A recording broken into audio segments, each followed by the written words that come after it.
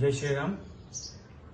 నేను స్వామి దుర్గానందపురి మాత అన్నపూర్ణేశ్వరి కాశీ విశ్వనాథ పీఠం నుండి ఏప్రిల్ 6 ఉదయం 10 గంటలకు తెలంగాణ గోరక్ష విభాగం నుండి ఒక పిలుపు వచ్చినది.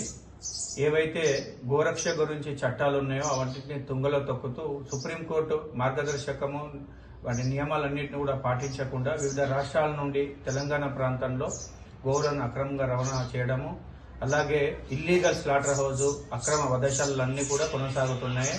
వీటన్నిటిని కూడా ఖండిస్తూ గోరక్షణ చట్టాలు ఖచ్చితంగా అమలు చేసే విధంగా గో సంతతిని అభివృద్ధి చేసే దిశగా ఒక పిలుపు విహెచ్పి నుండి గోరక్ష విభాగం నుండి ఇవ్వడం జరిగింది.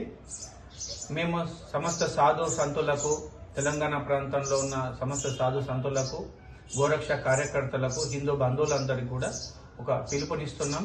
మనందరం కూడా భాగ్యనగర గోశాల లోయర్ ట్యాంక్ బండ్ కట్టమైసమ్మ మందిరం వద్ద మనందరం కలిసి దాని గురించి చర్చించి మన యొక్క సందేశాన్ని గట్టిగా గవర్నమెంట్కు చేరే విధంగా మనం కార్యాచరణ రూపుదాల్చాలి. ఆ విధంగా మనం ప్రయత్నం చేద్దాం. మనం అందరం కూడా కలవాలి, గోరక్ష చట్టాలు అమలు చేసే విధంగా ప్రయత్నిద్దాం. జై శ్రీరామ్. జై శ్రీరామ్.